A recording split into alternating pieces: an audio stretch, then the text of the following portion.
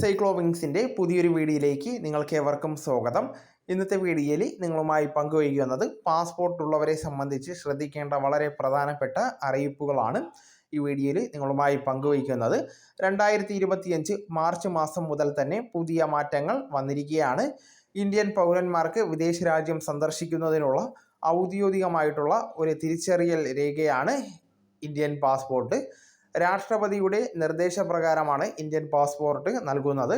അതുകൊണ്ട് തന്നെ രാജ്യത്തെ എല്ലാ പൗരന്മാരും ഈ അറിയിപ്പ് ശ്രദ്ധിക്കേണ്ടതാണ്. നമ്മുടെ വീഡിയോസ് ആദ്യമായി കാണുന്ന സുഹൃത്തുക്കളാണെങ്കിൽ ആദ്യമേ തന്നെ ചാനൽ ഒന്ന് സബ്സ്ക്രൈബ് ചെയ്യുക. അപ്പോൾ നമുക്ക് വീഡിയോയിലേക്ക് കടക്കാം. പുതിയ പാസ്പോർട്ട് അപേക്ഷകർക്ക് ജനന സർട്ടിഫിക്കറ്റ് നിർബന്ധമാക്കിയിരിക്കുകയാണ്. ഇപ്പോൾ കേന്ദ്ര ആഭ്യന്തര മന്ത്രാലയം പുതിയ പാസ്പോർട്ട് നിയമ ഭേദഗതി പ്രകാരം 2023 ഒക്ടോബർ മാസം 1-ാം തീയതിയോ അതിനുശേഷമോ ജനിച്ചവർ പാസ്പോർട്ട് ലഭിക്കാനായിട്ട് ജനന സർട്ടിഫിക്കറ്റ് ഇനി മുതൽ ഹാജരാക്കണം. ഇവരുടെ ജനന സർട്ടിഫിക്കറ്റ് മാത്രമേ ജനന തീയതി തെളിയിക്കുന്നതിനുള്ള ഔദ്യോഗിക രേഖയായിട്ട് ഇനി ഡോക്യുമെൻറ്റേഷൻ നടത്തുകയുള്ളൂ. അതോടൊപ്പം തന്നെ വിവരങ്ങൾ കാര്യക്ഷമമാക്കുന്നതിനും പ്രായപരിശോധനയിൽ ഏകീകരണം ഉറപ്പാക്കുന്നതും ലക്ഷ്യമിട്ടാണ് ഈ പുതിയ മാറ്റം. പുതിയ നിയമം ഫെബ്രുവരി 28-ാം തീയതി മുതൽ തന്നെ പ്രാബല്യത്തിൽ വന്നിട്ടുണ്ട്.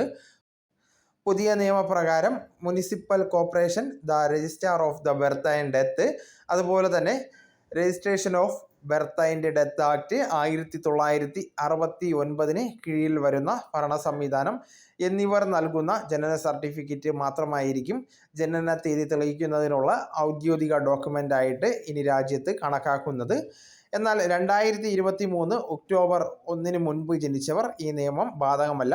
ഇത്തരക്കാർക്ക് പഴയതുപോലെ തന്നെ സ്കൂൾ സർട്ടിഫിക്കറ്റ്, അതുപോലെ തന്നെ പാൻ കാർഡ്, ഡ്രൈവിംഗ് ലൈസൻസ് എന്നിവയൊക്കെ ജനന തീയതി തെളിയിക്കുന്നതിനുള്ള രേഖയായിട്ട് സമർപ്പിക്കാൻ സാധിക്കുന്നതാണ്.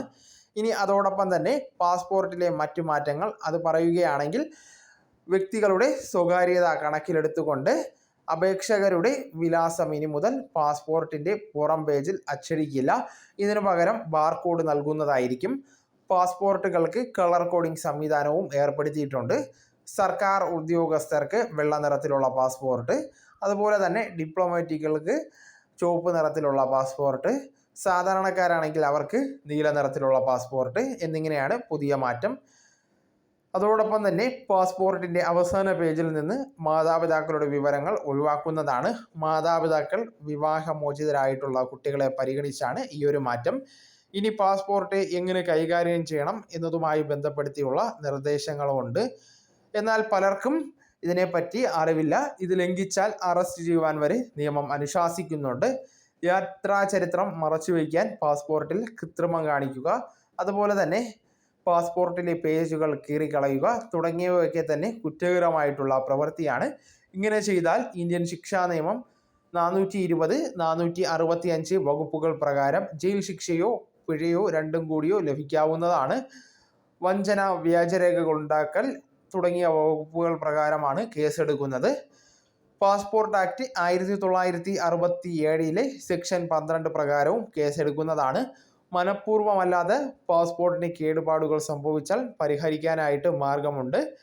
വിലാസവും പാസ്പോർട്ട് നമ്പരും ഫോട്ടോയും നഷ്ടമാകാത്ത രീതിയിലാണ് കേടുപാടുകൾ സംഭവിച്ചതെങ്കിൽ തൽക്കാൽ പദ്ധതി പ്രകാരം നമുക്ക് പാസ്പോർട്ട് പുതുക്കി കിട്ടുവാനായിട്ട് അപേക്ഷിക്കുവാൻ സാധിക്കുന്നതാണ്.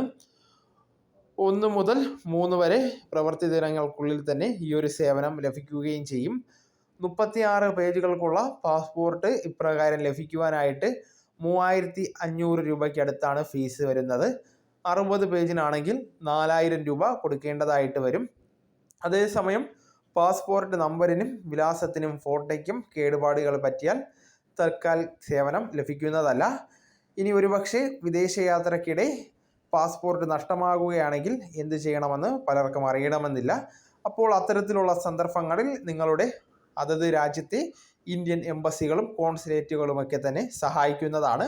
ഒരു ഇന്ത്യക്കാരന് തൻ്റെ പാസ്പോർട്ട് നഷ്ടമായാൽ ഒരു എമർജൻസി സർട്ടിഫിക്കറ്റ് ലഭിക്കുന്നതിനായിട്ട് ഇന്ത്യൻ എംബസിയുടെ സഹായം തേടുവാൻ സാധിക്കും. അപ്പോൾ ഈ കാര്യങ്ങൾ പാസ്പോർട്ടിലുള്ളവരെല്ലാം തന്നെ പ്രധാനമായിട്ടും അറിഞ്ഞിരിക്കേണ്ടതാണ്, കൃത്യമായിട്ടും മനസ്സിലാക്കിയിരിക്കുക. ഈ വിവരം നിങ്ങൾ മറ്റുള്ളവരിലേക്കും പങ്കുവയ്ക്കാൻ ശ്രമിക്കുക. നമുക്ക് തുടർന്നും വിജ്ഞാനപരമായ മറ്റു വീഡിയോസും ആനുകാലിക വിവരങ്ങളുമായി വീണ്ടും കാണാം. അതുവരെ ഗുഡ് ബൈ.